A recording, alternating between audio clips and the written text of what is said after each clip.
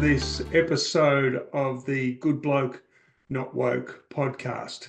This episode, I'm really excited to be interviewing James O'Keefe. Now, James is part of our Global Wellness Institute Men's Wellbeing Initiative. He's from the UK and he's just doing brilliant work in the world. You know, he spent his life doing a lot of different things. As he says, he went through a period there where he was like his friends, drinking, using drugs, trying to find a way.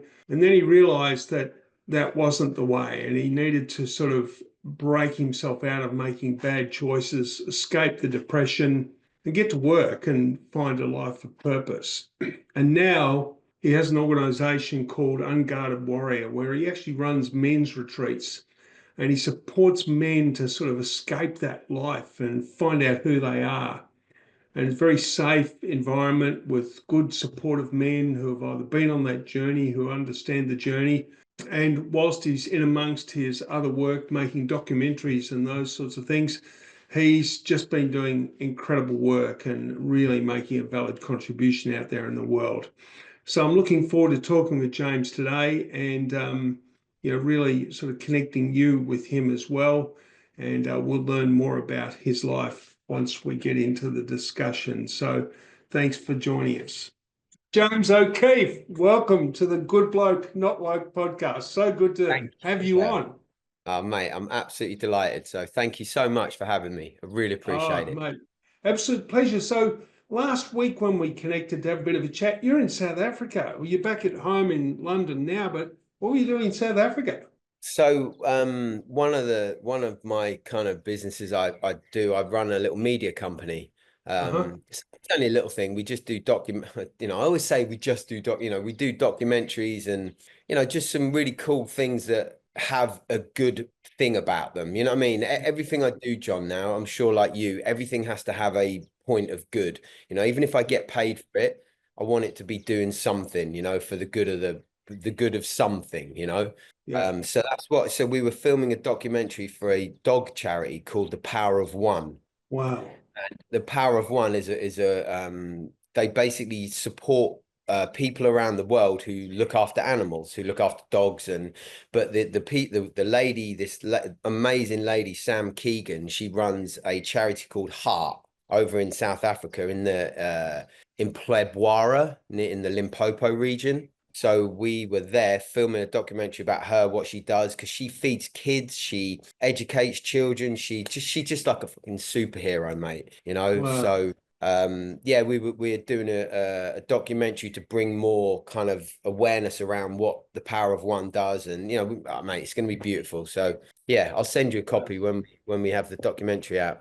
Oh, I'd love it. My cousin Mick, he would love it. Like his dad was one of my heroes, one of the kindest men, always in service behind the scenes, But Yeah. Mick and his wife have got a place in Bali and they spend a lot of time over there and they've set up dog rescue in Bali and they rehabilitate dogs off the street. They just do extraordinary work, Right. You're going to have to send me their details then, John, because that could be one of the people that Power of One support. Yeah, So right. send me the details, please, mate. And because they're always looking for more, owners of charities and stuff like that to support. So please, Yeah, amazing, absolutely. Yeah, very So, good. we were up there and had a beautiful week, and it's interesting when you're out there to bring me back to great. I don't need to be brought back to like realizing how lucky I am. You know what I mean? Look at where I am and what I'm doing, and I think I'm so lucky, mate, from where I've been to where I am.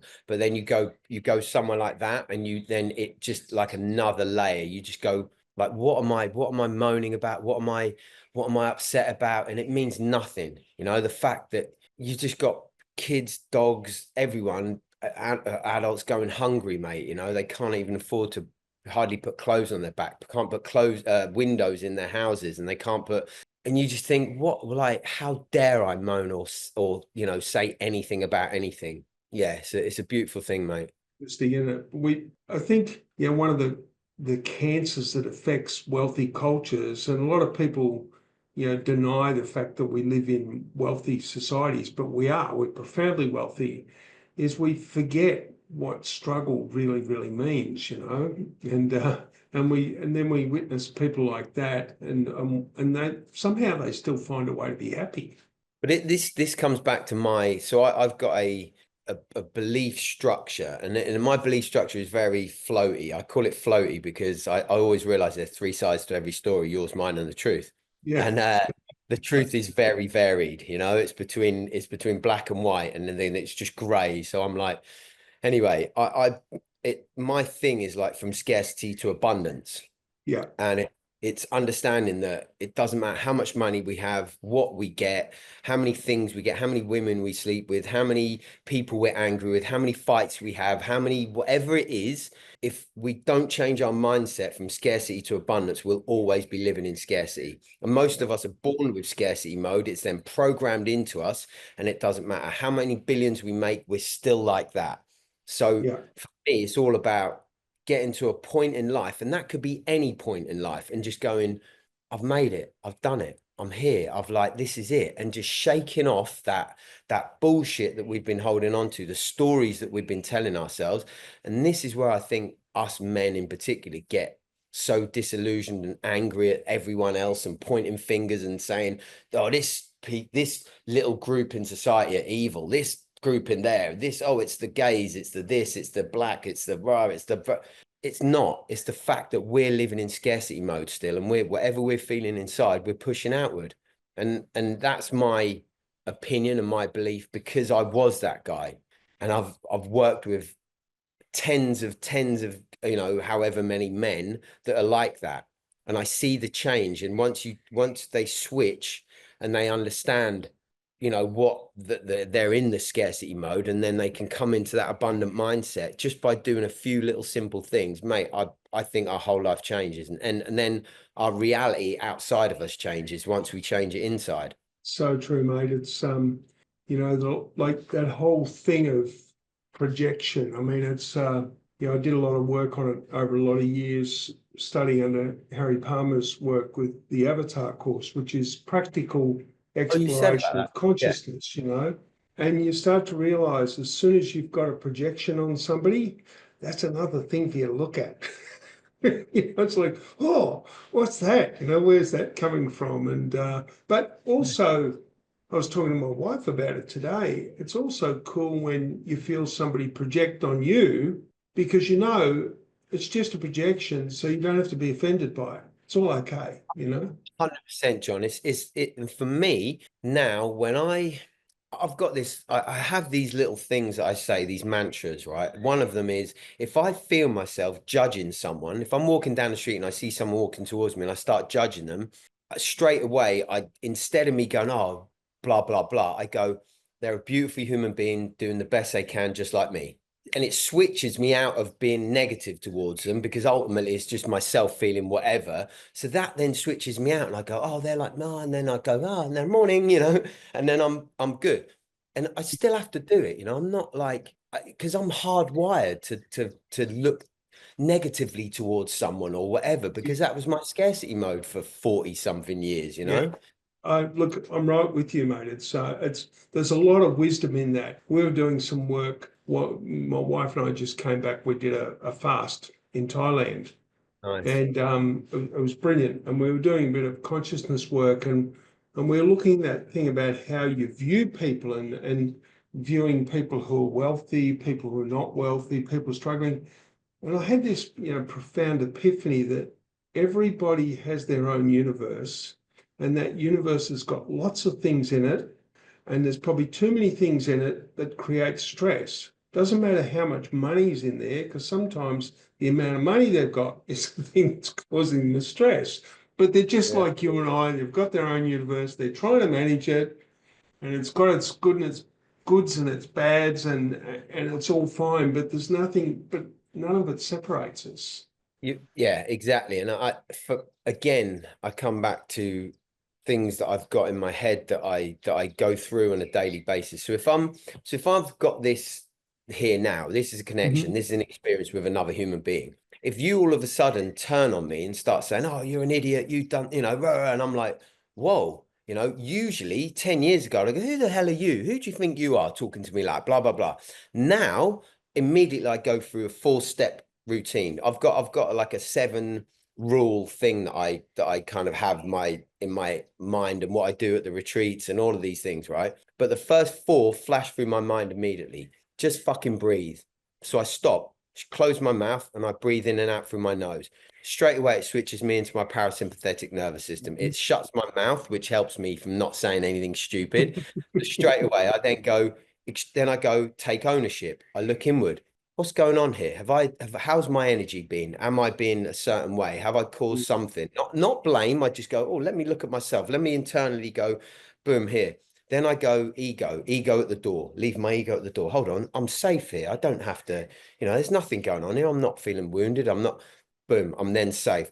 Then be present. I bring myself into the present. I don't think about the past, what's just gone on, or thinking about the future, those 4 things flash between my, like literally in like a millisecond now. And I go, and then I respond, and then I think, respond. And that is now the process that I go through. And it saved me from probably going to prison, from not having my wife anymore, from, you know what I mean, losing every business. There's so many things, mate, that I could just, because I could go around saying, oh, that person's this and that person's that, and blame and judge and point. And ultimately, if I'm having issues all the time, there's usually a common denominator, and that common denominator is the thing that's looking me in the mirror every day. Yeah, that's right. It's funny, isn't Yeah. it? But they're all the great life challenges, and I think that, and I If bet you you've choose got that. if we choose to accept them.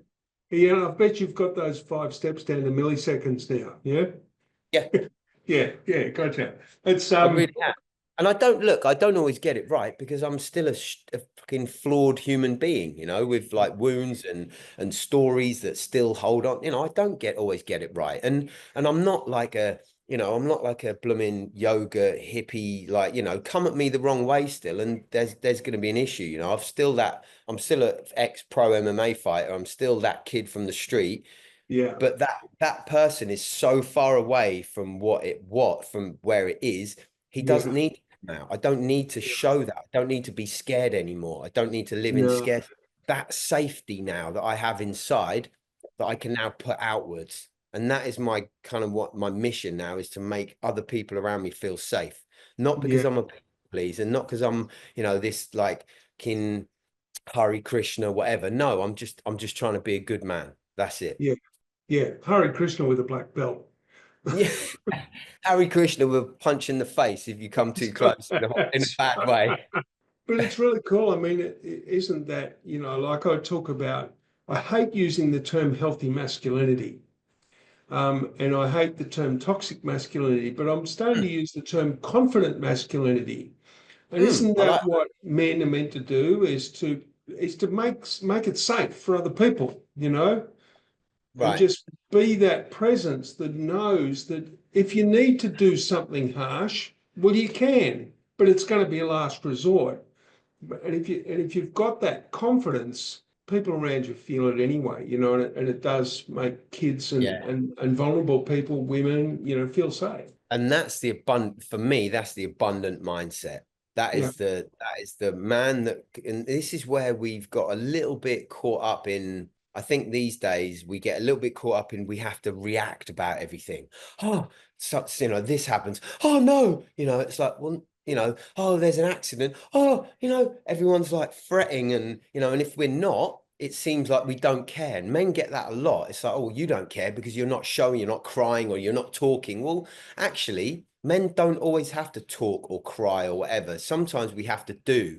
Sometimes we have to, dig a hole to bury someone. You know what I mean? Because that's our way of honoring someone. Or, Yeah. maybe we might make them a statue. We might have to go and run a marathon for them. We don't always have to cry and talk about stuff. And that is where this is a big thing I'm seeing a lot, John. The oversharing is killing us, from Mhm. men and women. Like, we get, particularly, so I've got this kind of opinion, or a kind of a thought, a thesis, okay? And I've Mhm. seen it, and I know it myself, and I've seen it with other men that I've worked with. We, particularly men who've been brought up with single mums like I was. Luckily, my Yeah. mum didn't do this to me, and luckily my mum kicked me out of 15 and a half. So I kind of got away with some of it. So I had to kind Yeah. of grow up, and that was my initiation into manhood, even Yeah. though it was horrific for me. But, anyway, is single mums are often their sons, particularly the older son, is often their crutch.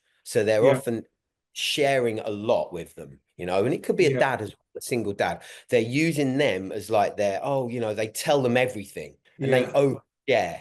And then the son then takes on the wound of the mum and the wound of the family and goes, well, I need to now, take over all the family. And you see it a lot I've seen a lot of these young kid footballers with their Hmm. single mum parents. You see it. There's a program, and the kid is like, I just want to make sure my mum's okay. I just want to provide a house for my mum. I just want to do this for my mum. And this 12-year-old child, this boy, has taken that on from 12 years old. Yeah. Wow.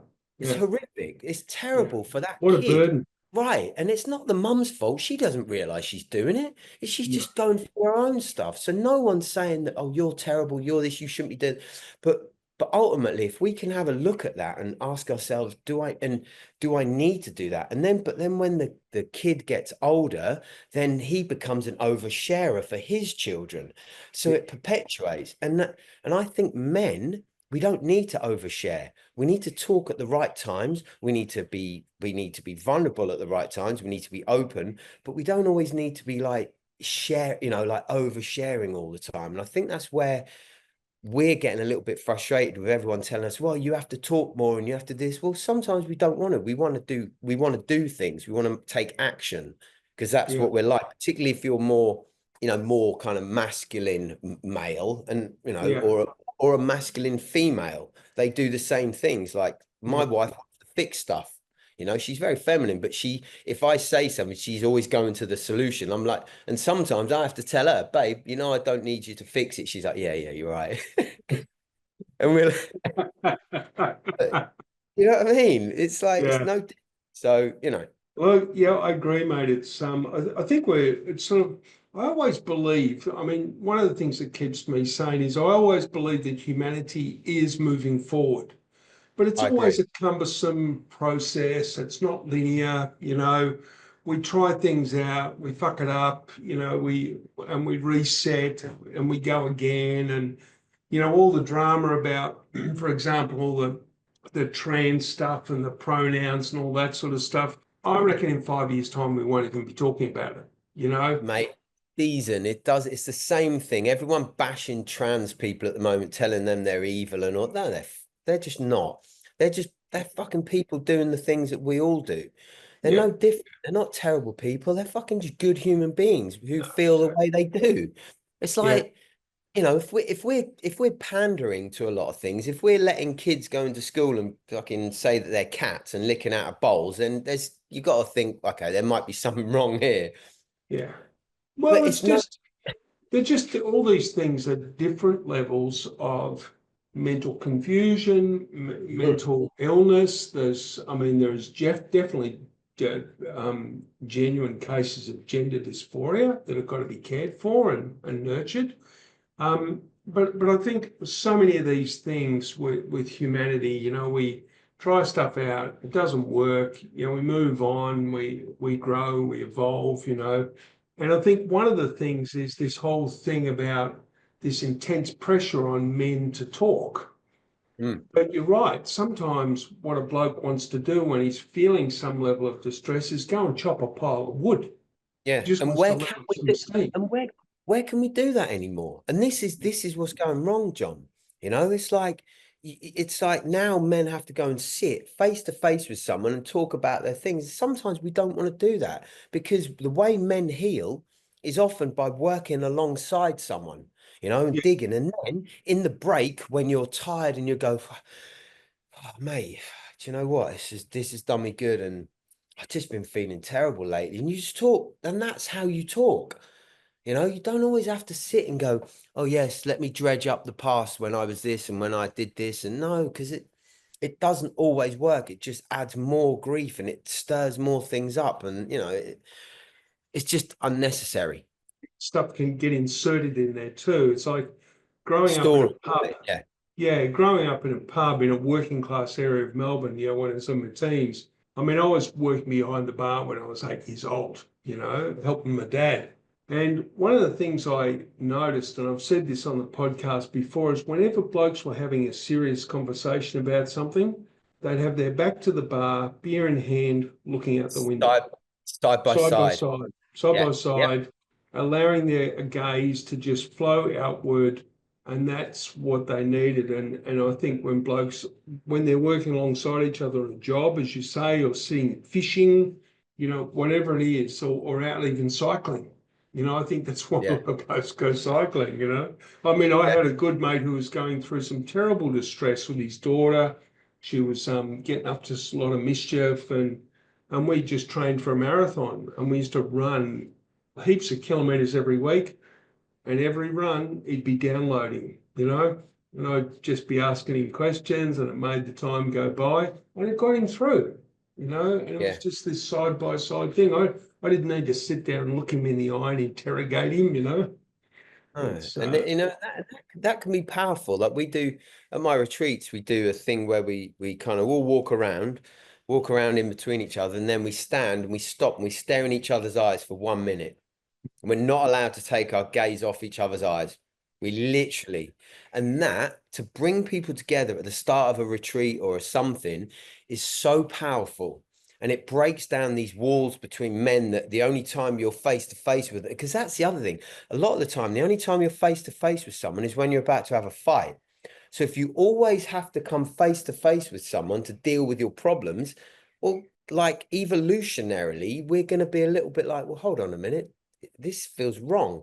Side by side, there's safety there, there's camaraderie, there's everything. So I think I always caution the men I work with and the men I do stuff with, you don't have to share all the time. You don't have to overshare. And people are like, what? You don't, and I get it. And I'm like, and then I explain it and they're like, oh, so maybe I'm oversharing and that's what's causing me some of these problems as well.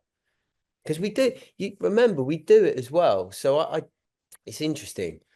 I've noticed with a few men I've worked with, particularly with their mums, right? This is where this is going to save. I'm going to drop something here that might save some men's um, relationships between their mums and their wives in the future or their girlfriends. If you're a man, do not share anything about your girlfriend to your mum. Just, I'm telling you now, do not do it because what you are doing is oversharing, and what you are doing is setting your girlfriend up for a fall. Because when she becomes your wife, she will never be able to be good enough. Because if you moan about her in any way to your mum, you're done. She's done. Because she will always remember that, and she'll always think she's not good enough for my son. So this is one time to just shut your mouth and not say anything. Go and share it with someone else. Don't share it with your mum about your girlfriend, because if your girlfriend when she becomes your wife and you wonder why, oh, they don't get on and blah, blah, blah, it's because of you idiot. so so there you go. I've just saved a lot of people some grief there, John. Pretty cool. That's pretty cool, yeah. I, And I mean, mate, yeah, that's a great perspective. it's Yeah. so true, mate. Honestly, it is just, but we get, and it's that oversharing thing between mother and son. It's not Yeah. good. And like, why would you be complaining about your girlfriend anyway? I mean, Because you do, when you get with someone, you're like, oh yeah, you sit with and talk to your mum. She's like, oh, how's it going with your girlfriend? And because you've overshared with your mum in the past, and you've got this weird mum and son relationship that we often have, you end up going, oh yeah, it's great. Oh yeah, but she just blah blah, and you just talk like you're talking to your friend. It's not your friend, it's your mm, mum members who's looking at this girl with scrutiny, going, she's not good enough for my son. You're my only love. You're my thing. She's not good enough. She can't come in here and take you. And now you're sharing that she's got this problem and that problem. And what do you think's going to happen in the future, you moron? mm. So yeah. So there you go. I had never even contemplated that. I suppose I escaped that one because I was one of 9 kids, and my mum had too many sons to get To too have that. involved in it. But It plus, my happens a mum lot. was Yeah. incredibly kind. It's so funny. On my next podcast, I'm chatting with an old mate, Liam Ford, and his mum just passed away recently, and he was in Sydney. His mum's in New Zealand, and he was on the phone to her, and he just got this powerful feel that she was going to go. So he just jumped on a plane, and he got to be with her for the last 12 hours of her life, Oh, and held her wow. hand. And so we're going to have a conversation about men and their mums. So that's a really cool piece that you just tossed in there. It's really powerful, mate. And I've still got my mum, but I used to joke about it because when she kicked me out at 15 and a half, I used to joke when I was probably 25 or something. Oh, it's the best thing she ever did. I didn't really mean it then. It was just something I used to say. But now I understand it. It is actually the best thing she could have done for me because what I see as well. So I've been in certain situations with men I'm working with, and I see them with their kids and their mum because Hmm. they're still getting their mum to look after their kids because they've split up with their wife. So it's a very tricky situation.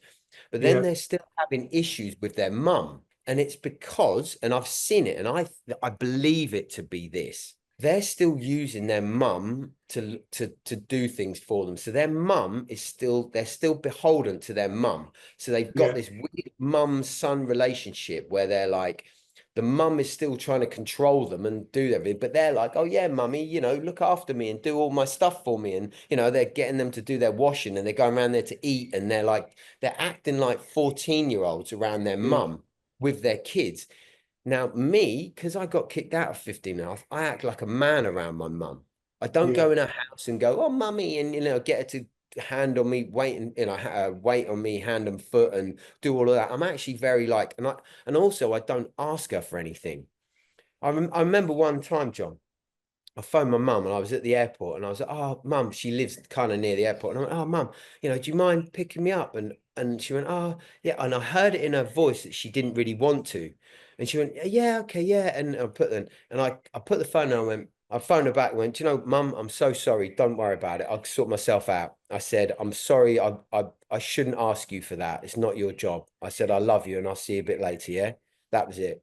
It's not her job. After I'm 18, it's not her job to mollycoddle me and look after me and do all this shit. We have to break free of the mother's coattails, John. It's so cool that you brought that up, James, because, somebody close to me was having some challenges with their adult kids, and another friend came into the situation and saw what was going on and said to these adult kids, your mother owes you nothing. She got you to the age of 18. Her job's done. Yeah. Get Crack off on. her case.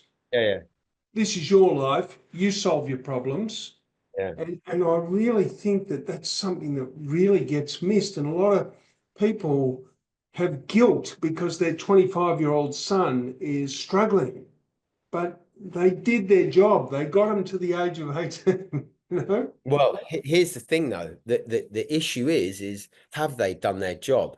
Because what they've done is they've either given them too much, or they've not Mm, taught them the right lessons, and they've not given them the tools to be adults. There's a beautiful book called Iron John. Have you ever read it? yes, Robert Bly. Right. Yeah, Yeah, there you go. So, the son has to break free of them. He has to go and steal the key from under the mum's pillowcase or pillow. yeah, And we have to, this is metaphorically, we have to kill our dad and we have to yeah, defy our mum. Become a man. And I'm just talking about men now. We have to defy our mum, go against everything she believes and do something that's completely against that. And then we have to kill our dad yeah, metaphorically speaking, yeah, obviously. And yeah, that, and we do it with love. We don't do it with anger. We don't do it with hate. We do it with love. And that's the difference. But it's the dad's job to initiate the boy into manhood. No one is doing that. yeah. Go back to the Aborigines and, like the people who were the earth first. They were doing that hundreds of thousands of years ago. We don't do that anymore. We just expect them to grow up and be good kids. Oh, well, we've given them stuff and we've made them clean the car for pocket money. That's not it. It's so interesting you brought that up because I'd never contemplated that. And I do remember reading, kind of read Iron John 30 years ago, I reckon, but that defiance of the mother, I just had a realization there. You know what my defiance of my mum was? Go on. When I was 21, I was standing in church. I was a Catholic on a Sunday morning, and my mum loved her Catholicism, like she was really bound to it, but not in Yeah. a domineering way. Yeah. And I stood there and I looked at my watch and I realized I'd looked at my watch for the sixth time in 5 minutes. And I thought, fuck it, I can't do this anymore. And I immediately felt I was going to really hurt my mum, but I went, nah, I'm doing it anyway. And I walked out and I never went back. Right. That Just is couldn't do it. it. Yeah, That is it. And even though, and this is where we go wrong, right? I've got friends who have done something because their mum couldn't handle it, yeah, like really big thing that they didn't do until their mum died, right? yeah, That is the worst thing you can do. The worst thing, we have to defy our mum. We have yeah, to say to our mum, no, this is what I believe. As long as it's not like, like I'm going off to blooming, to be a Nazi or something. Do you know what I mean? It's it's like, but defy them in a positive way, because what that does is show them, oh my God, he's a man. And the mum then goes, oh, I can back off a bit, even though they don't want to at first. They'll be like, inside, they'll be like, I'm so proud because he's a man. He's taken his own path and he's shown that. And we don't do that. And the mums are still trying to keep us all in, because that's what they do as mums. They want to love us. They want to keep us safe, but that safety is causing us all sorts of problems as men, all sorts of problems. Isn't it interesting? Because I'm just going to go somewhere here with that, right? So I wonder about gay men who, at the age of 18 or 19, come out to their parents. I Yeah. mean, that's like two birds with one stone, you know? And it's like, because I've been talking about this whole thing with masculinity, and I talk with schoolboys. I say, it doesn't matter whether you're straight or gay. You can still be a masculine man, you know? Yeah. You can Yeah. still be a man, you know? Hmm. But that's really interesting because you think of the courage that it takes for a young Mate, person, male or female, to come out like that to their parents, you know? I can't imagine. I cannot imagine, Yeah, knowing that. I respect anyone who knows what they are from a young age, because I yeah, didn't. I didn't know what I was from a young yeah, age. I had no idea. Not that I was straight or gay, but you all think, look, most men when they or boys when they're young, 13, 14, 15, are all experimenting, like trying girls' clothes on and putting bras, whatever it is, dressing up. We're all doing weird stuff like that, you know what I mean? Because you're in that weird stage of, you don't really know, you're trying these things, and then you either grow out of it or you don't, you know what I mean? Or you got, it doesn't mean there's anything wrong with you. That's what the boys do, and some of us, well, not, some humans, some boys still do that into their 40s, 50s, 60s, and whatever. So, and sometimes we're hiding from what we are. yeah, Sometimes that's us still hiding, that we have to go and dress up as so and so, because we still can't fully let go. To have that courage is incredible. To say, I am this at that age, if you really know what you are, is incredible. I yeah, think, me and my wife's loads of gay friends, and trans, and I know them and friends with them, and they're beautiful people. They're not like, there's this whole rhetoric around trans people and this, that. They're just normal people. Like, let's stop. Is the PC gone a bit mad? Of course, but it has to go a bit mental, then it just settle down a bit. It's like anything, any law, any rule, any whatever, it goes a bit mental and then it backs off. So if everyone just kind of went and just took a chill pill and didn't start going mad about everything, then the whole situation would get a bit easier quicker. yeah. Well, I think, and that's part of the drama with, I think, the legacy media, they sell their advertising by creating as much drama as they possibly can, Yeah. and shoving stuff down people's throats instead of just allowing it to evolve naturally. It's mischievous, but you can Yeah, the, either. o- the other we've got news, 475,000 times a day as well, on our phones. So, Exactly. I always make a point of saying that, is the world, I believe the world is a better place than it's ever been. We've never had it so good. Yeah, And that, everyone knows that. yeah, What the issue is, that we're seeing more of the wrong stuff, the naughty stuff or whatever's going on. But there's always been murder, rape, pillage, atrocities against this person, that person. There's always been racism. There's always been this. There's always been that. There's always been everything, There's always been slavery. There's always been this. And it goes through waves of really dark things and then wars and this and that. But it's always been like that. And men have always slept with men. Women have always slept with women.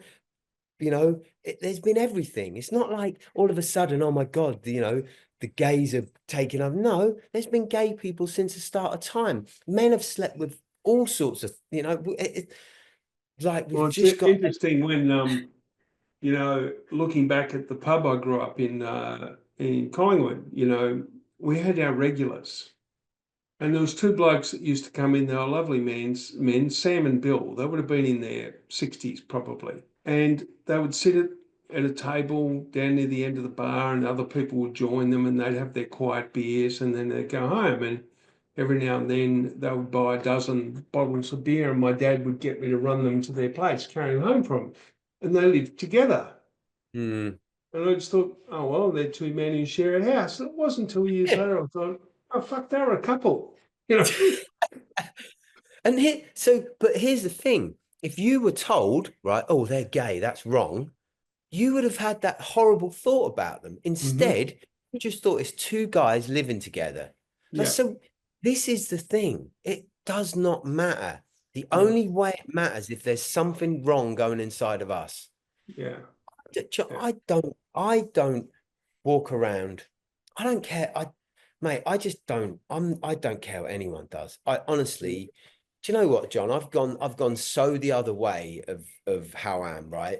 I'm so, and this is where I just always caution. It's not like I'm this passive, like, you can just do whatever you want to me. My boundaries are so strong, like Yeah. ridiculous. Everyone who knows me knows that, like, I'm like, that's not acceptable. I hold myself at the highest accountability, and I hold other people. Someone's being a dickhead. It can be my closest friend. If he's saying something to a woman or something about derogatory, I'm like, are you for real? Like, Yeah.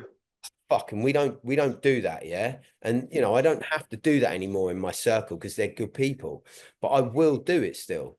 And Yeah. I don't want us humans picking on other humans. I just don't want it in any way. I don't, whether I just think it's really, particularly men, we theoretically should be the safe providers. And that Yeah. means, and this is where all these angry fucking right wing, whatever men, Britain free or fucking whatever this bullshit is, they're the ones that are they're fighting the wrong fight. Yeah. They should be standing up for people who are less than, who are less fortunate, who are less, but because they feel so wounded and they feel so not good enough, and they hate themselves so much, and they're not living in accordance with their values, their real true values, they've lost their way. That's what's going wrong. They're then pushing out their hatred and their disgust at themselves they're putting out in the world. And that, for men, is unacceptable. We don't have to do that. I believe a good man is a provider of safety for others. I really do. It's really, yeah, I agree with you, mate. And you touched on something before when I talked about chopping wood. Um, Mm. I contemplate my mum's father and his brothers and their father bought a whole lot of land back in the early 1920s and established three very large cattle stations. And all they had was their rudimentary tools, saws, axes, hammers, and they had to overcome problems on a daily basis. They had to fence their properties, they had to cut down trees, saw timber, build houses. Look out for And animals, everything. you bet. And, they had Aborigines living on the properties, and they were quite happy with all that. And they were all very caring, and it all worked very, very well. Mm. But they had to make sure their water supply was constant. They had to handle their sewage, dig septic tanks, that sort of thing. But their whole life was confronting a challenge, coming up with a solution using their ingenuity and maybe their physical strength to overcome that challenge. And that every day there would have been a moment of fist pump. Man. Yeah. And so their self-acceptance, their confidence, and their sense of who they are would have grown every single day. But we've gotten to the point now where, like a woman, a babysitter or a school tutor came in from next door last night at dusk. She'd run a battery flat in the car. And because of the car, I couldn't even use jumper leads to jumpstart her car for her. I couldn't solve Yeah. her problem for her, Yeah. Yeah. And Yeah. all Yeah. those things that blokes used to do, like change a tire or do this or do that, Yeah. to It's just become help somebody out, you know? they've made it so hard for us to do that unless we're like fucking engineers of like the highest caliber. And then you end up feeling, you're right. And then you end up feeling frustrated. And we've lost our, we go back to when we had, when we were evolving or whatever we were doing, and we had tribes. They saying that it was about 150 people, and everyone had their jobs. Everyone had their things that they did, and that would be Yeah. their, as you say, that would be the what brought their self-value and their well, I'm part of this. Yeah. We've lost that I'm into contributing. yeah, and that's, but I know what I'm doing. I know what I'm good at. I've been selected to go and chop wood, or I've been selected to go and fight, the battle. If anyone comes into the camp, I'm the savage who goes out, or Yeah. I'm the guy that lights the fire, or I'm or it's the woman who does this or that. Or, Yeah. we've all got our place and our job. And Yeah. we're all pulling together because we know that if we don't, and there's always going to be people who do a little less and a little more, and because that's how human nature is. But if we can, but now we've lost that sense of anything. We've lost that sense of we now attach it, men particularly, to work. We attach it to the attainment of money because you've got all these people on the internet saying if you haven't made £1 million by the time you're 30, you're useless and you're this, and that's just rubbish. If you haven't lost £1 million by the time you're 30, you're not living right. I'm telling you that much. I did that. Me too. Well, by 40. So, and more. Mate, I did more. I So did it by 30, mate. I there you did go. it by Go on, 30. John. Right. But you know what I mean? Yeah. That's a life. Lose everything you have and then come back from that. And you'll learn more about yourself than actually attaining all of that and staying with it because your ego has to get cut. But the tricky thing is, right, we can sit here and we can go, oh, and this is where I think men have got. We go, oh, society is making it so hard for me to do this, and oh, now poor me, oh, poor white men, and oh, it's like, God, fuck, come on, like, come on. I get up every morning out of a bed and I go to a fridge that I open. It's got food in it. I'm there. On my percentage, John, I'm there. I'm fucking living the dream, mate. So that is abundance for me. I'm then coming in hot. I'm coming in at a higher level of like, yes, I did it. And that's how I live now every day. Instead of, oh, poor me, I've only got a steak and like this in the fridge. Oh, and like, come on. It's like, this is where we start to believe what's going on, the rhetoric, and we start to then be poor me, and then we're victimized, and then that is what I think is going the most wrong with men. Yeah. Yes, we need more support. I think because I was listening to someone on the radio. It's interesting that when years ago when they saw that women's education was declining and there was all of that, they then made a push on that and they then put more money into it, started to want to educate women more and blah blah blah. Now that women at the education rates of women at college and universities have shot through the roof, men are kind of falling behind. They're saying now, well, men, come on, pull your bootstraps up and get on with it. And I do think there is a balance there that we do need a little bit more support for our young men to work out what's going on with that. But Yeah. remember, we need different things than women do. And I think what it is it's the initiation stuff. And I think it's the good role models coming in with the right message to help young men. And Yeah. that's where I think it's right. And for me as well, those men that are helping young boys, particularly now, this was for me, the men that are good men now need to also be badass men. The Yeah. boys need to know that their men can fuck them up at any time because that's the Yeah. only way they'll respect them. But they need to do Yeah. it with love, but they need to have that bit of thing behind them that the kid is like, oh. I don't want to fuck with you. I'll listen to you. Yeah, exactly. I, You know what I I mean? agree with you. Yeah, absolutely. It's my wife's got two little grandsons who I now call my grandsons, Oh, and they're nice. 6 and 4, and their dad's not on the scene. He's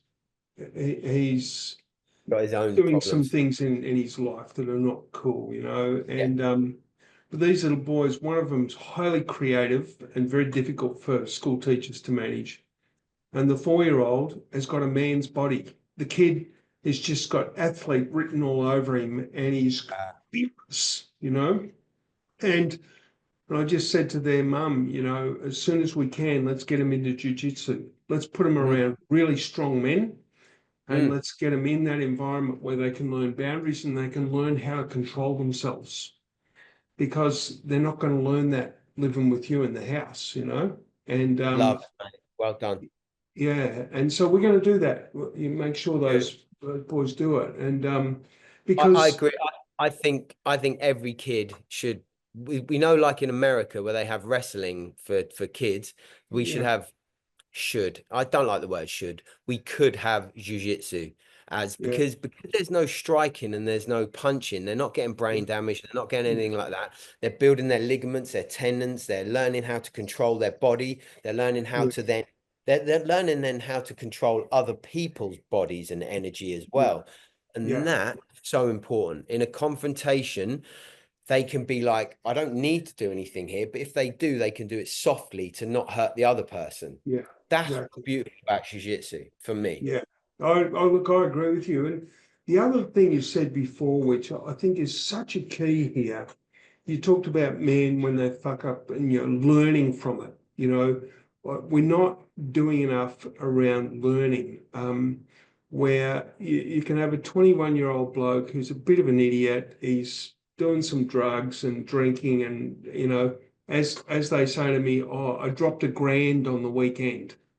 You know, why did you spend $1,000 on, you know, oh, some drugs and booze? And it's like, well, and you complain you can't buy a house, but nobody's taking these men in and saying, hey, come with me. We need to talk about the way you're conducting your life. We need to help you here. You've got some lessons to learn. But we don't have that mentoring in place that where, and I'm trying to get it moving in community football clubs here, where the older men can grab the younger men and guide them and steer them a little bit, and you know, This is so important and so difficult to make happen because I think the older men don't know how to do it either. Like we don't, us older men, we've had our own we're still trying to sort our own shit out. So we have no one's taught us how to do it. So then we're trying to then be this, we want to help these youngsters, but instead of, and I've seen this before, instead of helping them, we end up being with them. We end up going out on the piss with them and going, yeah, and you know, like talking about women derogatory and you know, like and doing all this weird shit and doing a bit of gear with them and going, no, you know, we think that's how to be like, you know, a good role model to the kids. Yeah, I'm a geezer as well, you know, yeah, look at me. And instead of going, well, hold on a minute, I'm not going to drink. I'm not going to do drugs. I'm actually a good man. I'm not going to talk derogatorily, you know, derogatory about that lady over there. I'm going to talk nicely about her. I'm going to respect women. I'm going to do. And it took me years to work that out. You know, I realized that that's not the way to be around young men. The way to be around young men is calm, stoic, you know, have good boundaries, you know, not be aggressive, not be any of that, but just be like, and be abundant, be kind to people, show them, you know, when someone, oh yeah, how are you? You know, and be really loving and kind. And that kid will see it and go, oh, look, and see that, feel the energy. That's the thing. It's that's why it's all from scarcity to abundance. And I get these men come on my retreats and they've got no idea how, they don't even know that their ego's causing them problems. They don't know that they're having these issues. You know, some of them don't know who they are.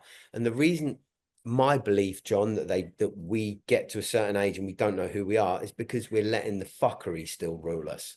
And I call it the fuckery, and you know exactly what I mean. And every time I say this to anyone, they go, hmm, because the fuckery is us doing shitty little things like It could be ringing our missus at 10 o'clock saying, yeah, I'll be home in half an hour, getting home at 12:30, knowing that we know we're going to have 3 more beers and then because we're sitting there and we're chatting to another girl, we're not, we're just keeping, just so we can build our ego a bit, or we're doing a couple of lines of gear, or someone in a shop I give them the change, they give me a £5 extra, I just put it in my pocket. I know it's wrong, I just put it in my pocket and walk off.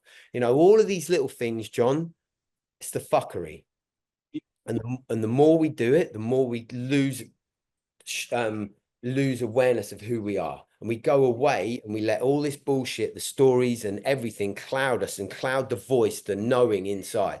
And that, I believe, is where we're going wrong. And then we get to 45, 50 and we're like, what the fuck? I don't even know who I am. I don't know what I'm doing. We've got all this negative self-talk and we've got all this stuff going on. And then one minute we're like, yeah, I'm king of the world. Next minute I'm fucking crying in my mum's bosom. that and so my thing is find out our values, find out our 4 or 5 values at the moment, and then start to become aware of living like them. So start letting go of the noise, start letting go of lying about shit, silly little shit. Start looking at ourselves, taking ownership. The 7 rules, mate, the 7 rules I've got, start living by them, and it starts to change our lives. And then we start to respect ourselves more. Then the fuckery doesn't come in so much. And then lo and behold, we're like, oh, I feel better and I've got more energy and I feel abundant and I'm not worried about money. I'm not hating on fucking gay people or trans or fucking black people or just bullshit, that is for me, the awakening of whatever this, whatever it is. Same page there. The way I've approached it is that we have to do the work from a young age to develop our own moral compass. And until we've really developed that moral compass to the point where it is so strong that when it notices the fuckery, it dismisses it. Yeah? Because you're never going to stop the fuckery. There's always temptation. Life's not about not having temptations. Life is about what you do when temptation comes in, Yeah. and how you handle it. Is the juice worth the squeeze? Yeah, That's you bet. the thing. And it's like that then comes down to self-honesty. And the thing I learned, because I was pretty good at telling lies, because it's easy to be dishonest with other people when you're not honest with yourself. And the thing that happens is that when you do breach your moral compass, then the mind starts winding up because it's got to justify it. And that's when you can't sleep at night, There you go. The justification is the king. We're so good as human beings at justifying. Me when I was drugged, when I was young, me when I was doing all this dark shit. Well, I'm poor. I've got nothing. I'm not clever. I'm not this. I can't do that. So I'll deal drugs. I'll do this. I'll beat people up. I'll whatever it was, whatever bullshit I would say. Oh, I'll sleep with women because I'll cheat on her because there's just whatever excuses I was telling myself. And it's these stories, John. They're just stories. And this is where my kind of big thing is of change one word of the story. Just start. All we have to do is one sentence that we've been telling ourselves for however many years, change one word of it and just see, if I've been telling myself, oh, I can't lose weight, just add yet, just I can't lose weight yet, or I haven't lost weight, yet. And just change something and it gives you go, oh, maybe I can. And it just then you start to change the stories little by little by little by little by, and they're little things, and then you start to go, oh, so maybe I can. And then you start to not put your fucking hand in the biscuit jar and you do it once. And then you go, oh, okay. And then your body and your soul goes, oh, I do respect me. And then slowly but surely you start to live in accordance with who you are. And that is right. And if we can start that from a young age, but we can also do it from an older age, it just takes us more awareness and ownership. And we have to question ourselves, John, and go, that's the hardest thing, is looking at ourselves and saying, why am I in this situation? What could I have done better? And how can I fix it? Because it's easy to, and that's where we've gone, and not just men, women as well. We've gone so really good at blaming everyone. blaming the Oh, government, blaming, society, blaming, and look, they've all got a part of it, but ultimately our life is on us. yeah. And look, Oh, going to South Africa, mate, seeing these kids, in with abject poverty, so happy, so loving, so kind, that's abundance. yeah. So it proves it that it's Well, not about. it happens on so many levels, James. And we talk here about like here in Australia, we had the referendum in 2023 about a voice to Parliament, putting in an Aboriginal voice to Parliament, and it really stirred a lot of things up. And there was a lot of people who were against it, including a lot of Aboriginals, and it was very Really? easy for people. Oh yeah, big time. And it was very easy for people to say, oh, you're racist if you're against it. But the way I was looking at it was that the way it was set up, I really felt like it was going to sentence Aboriginal people to being victims for eternity, you know? Mm, And mm, that's not a good thing to do to anybody, to leave them in a victim mindset. And along the way, I think my sister said to me, what about the generational trauma? And I said, I agree with you. But do yeah. you think those people that came out here from England weren't carrying generational trauma? Like, do Mm, you know what happened in the Middle Ages in England? Right? mm, Hacking each other to death with axes and maces, it's like, and so generational trauma is just part of the human makeup. And what I want is to help our Aboriginal people, our brothers and sisters who have been here for a long time, to start to step up and reclaim who they are. And I don't mm, think they're going to get there by us treating them as victims. mm. And that blaming, as soon as somebody's blaming, they're throwing the victim card out and they're stuck and they can't move forward in that It's space. tricky. Yeah, it's tricky with race.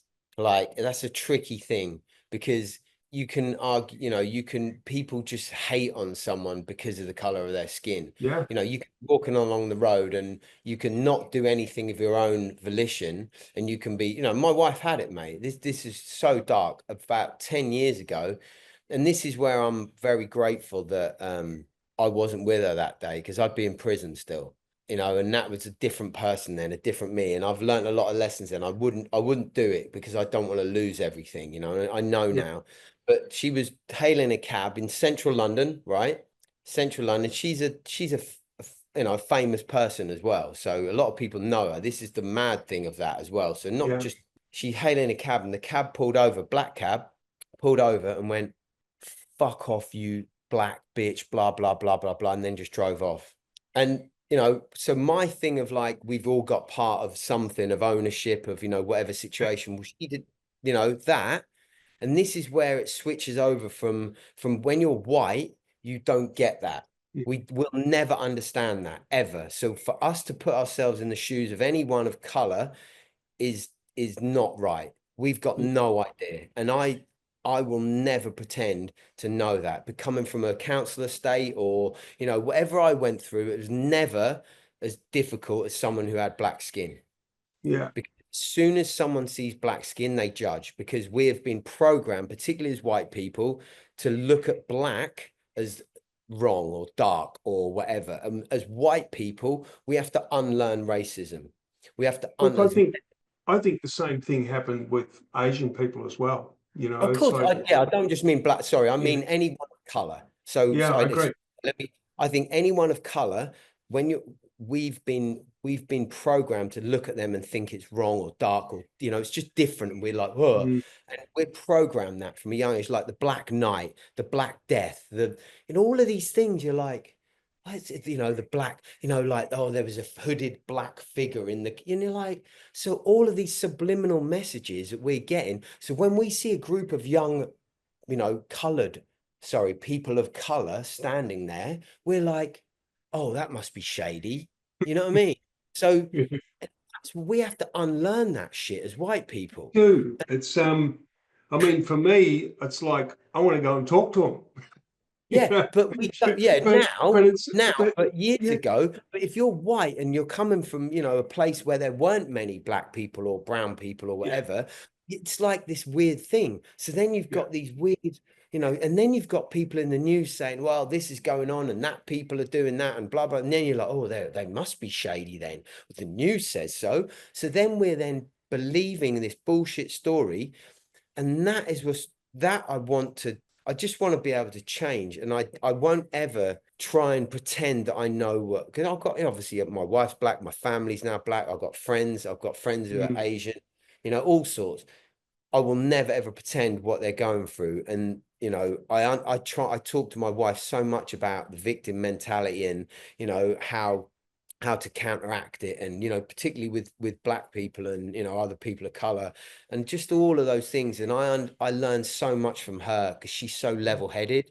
Yeah. And I've so much, mate, because I used to be bigoted, and I used to say racist things when I was young, and I'm like, Yeah. and I'm like, what the fuck was why?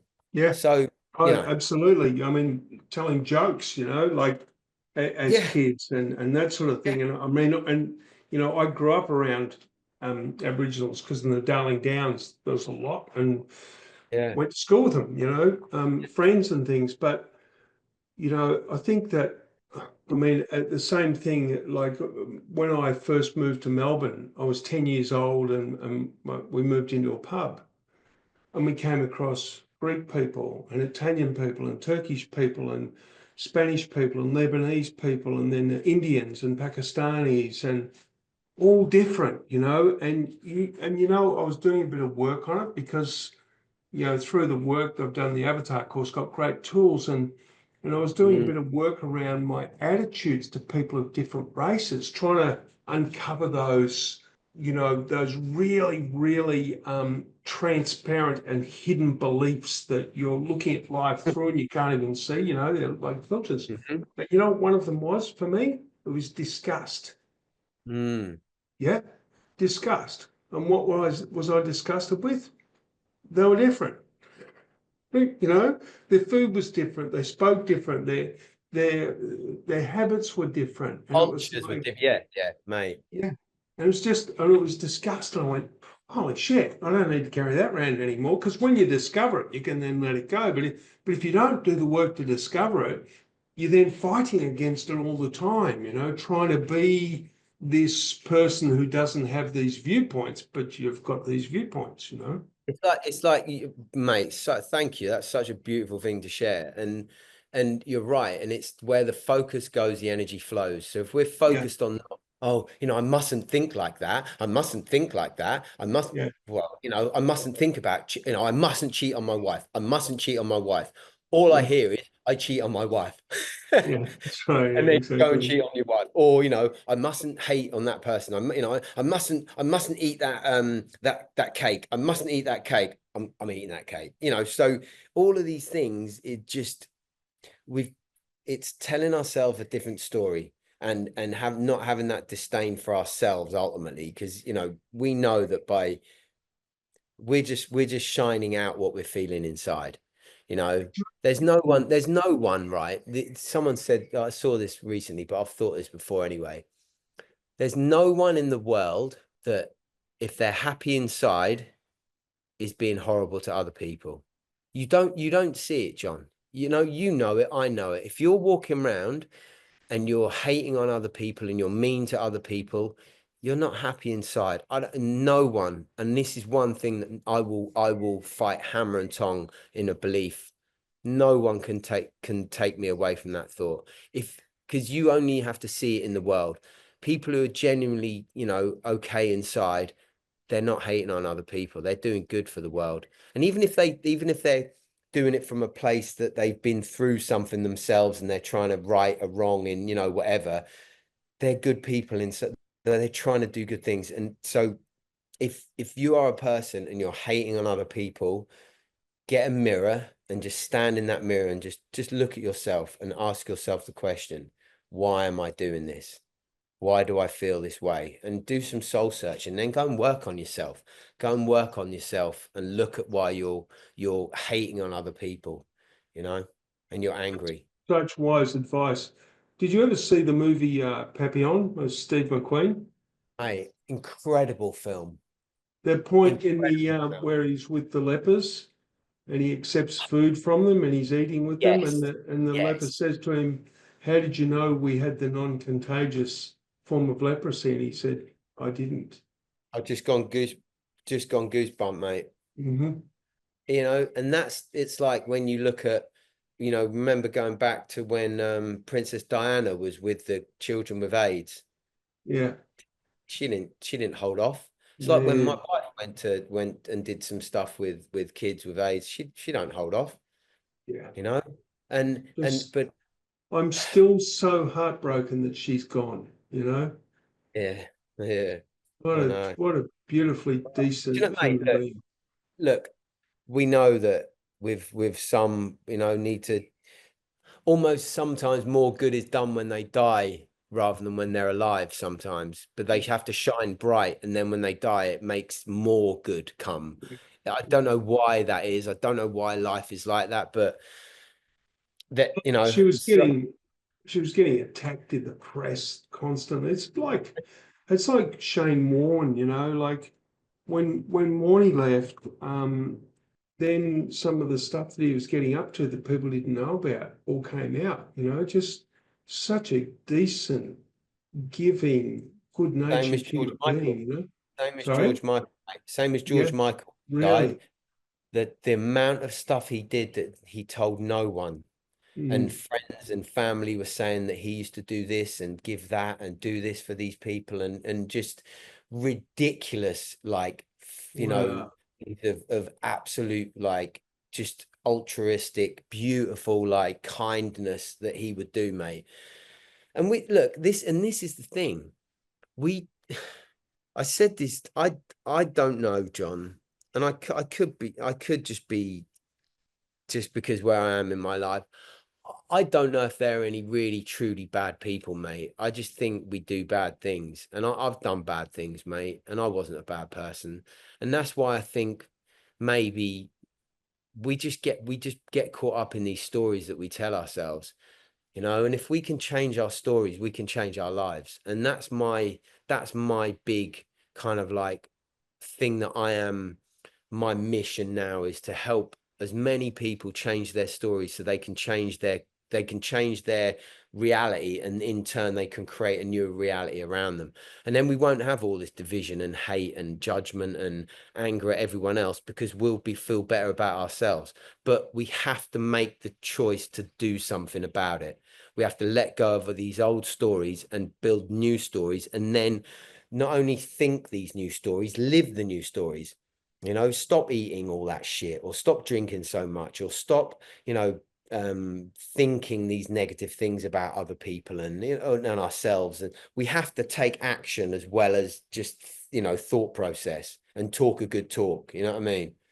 Some Harry Palmer, who created the Avatar materials, he used to give some lectures. I mean, Harry's still around. He's still an incredible guy and just a Mm. beautiful human being who's always refused to be a guru. He just creates great materials. And one of the talks he said, the power to change your story is the power to change your life. Yeah. And you just said Right. that. You just said Right. that. Wow. Yeah. I didn't even know. Yeah, Yeah. that was the words that came out of your mouth. You said you change the story, you change your life. It's like Wow. Yeah. Yeah. spot Well, on. So, mate, I we're want all, to we're quickly, go on. I Yeah. want to quickly pivot. I'd love you to tell us what you're doing with the work you're doing with men. Because I think it's really cool, and people need to know about it, and so people can connect with you as well. So, I run Unguarded Warrior, Yeah, and I want it to be a movement, and I want it to be a movement, not just a thing, where you just go and do this thing. I want it to be a movement. And honestly, I'm not doing, for some reason, I'm not doing as good as I could be with it. And I look at myself, there's something going on with me that I'm not pushing it as well as I could be. And yeah. that is something that I'm working on at the moment with my own personal brand, and trying to then get my message out there and build a big following, and get, people involved, and then go, oh, here is Unguarded Warrior.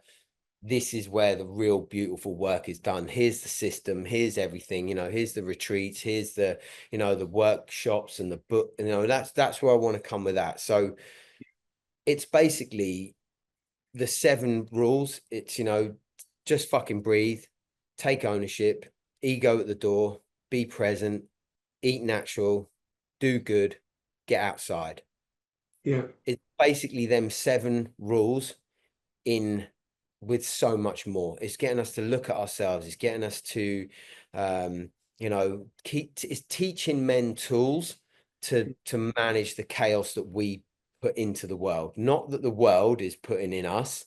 It's yeah, it's the Yeah. chaos in here, because Yeah. it once we can manage our, and my big thing is, so my other mantra, I cannot control what goes on around me. All I can do is manage my emotions and responses to what goes on.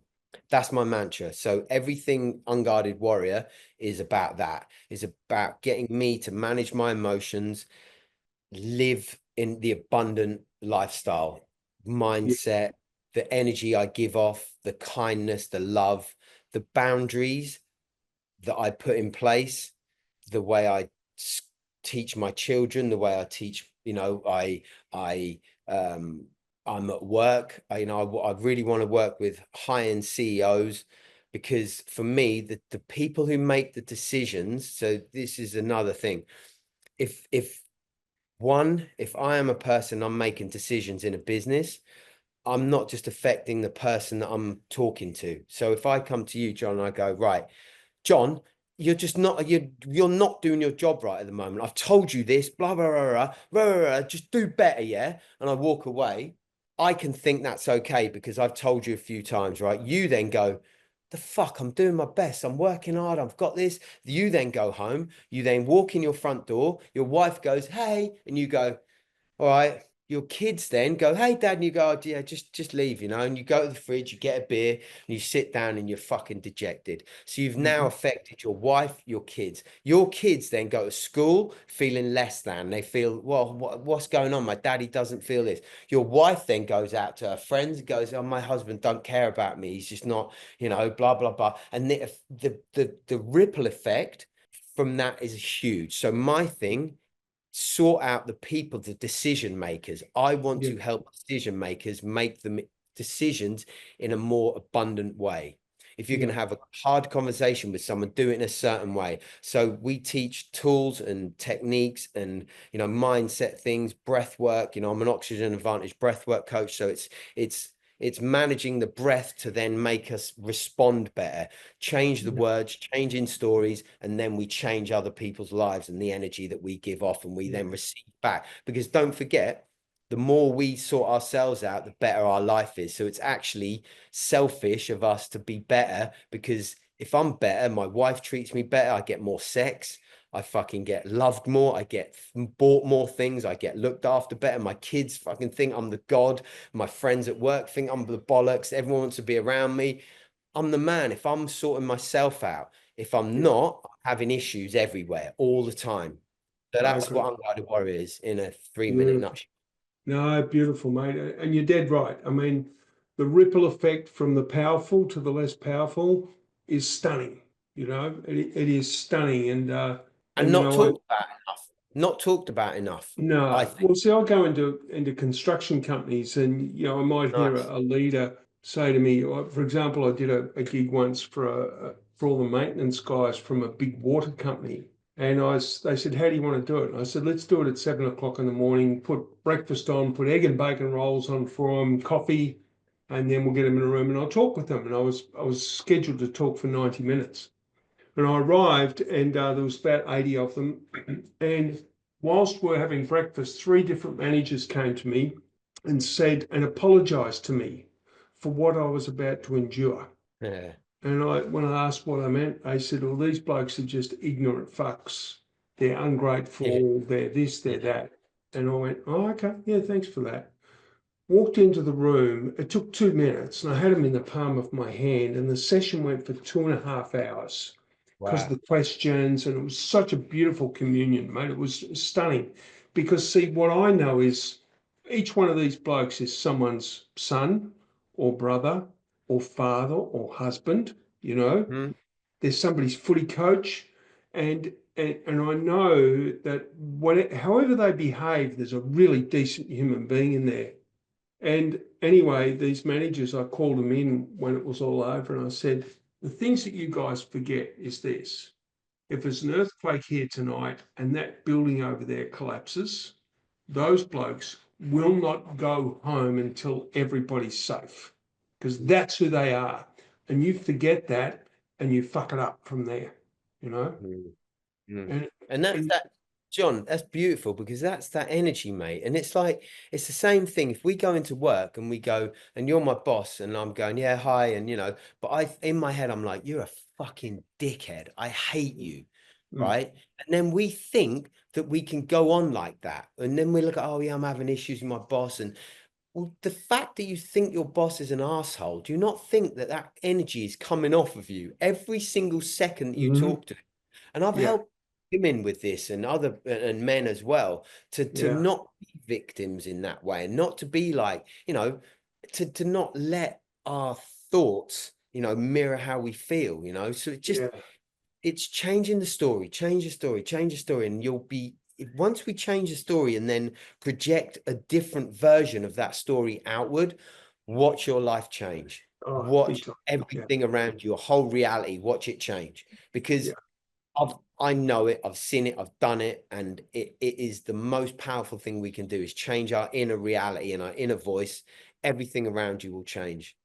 yeah. Agree. It's like I think one of the things Harry Palmer said is you can look through the window or you can look at the window, you know. Ah, yeah, yeah. And Nice. Yeah, yeah. but then I like Simon Townsend, who's this beautiful Kiwi guy who I delivered Avatar course with for a long time, and he does it full time. He walked away from being a successful hospital physician, and he always says, you just got to look at what you're looking at. This is simple. We overcomplicate, and I'm trying to like simplify everything I'm doing as much as I can, the message I'm putting out there. And I'm really trying to be concise and clear and simple because fucking I'm simple and like, I'm not like this amazingly intelligent person that goes, yeah, I can, like these are the ways. And no, it's simple stuff. Let's Yeah, fucking sort shit out. Let's not be victims and let's do better. That's it. And let's be fucking savages in the best possible way as men.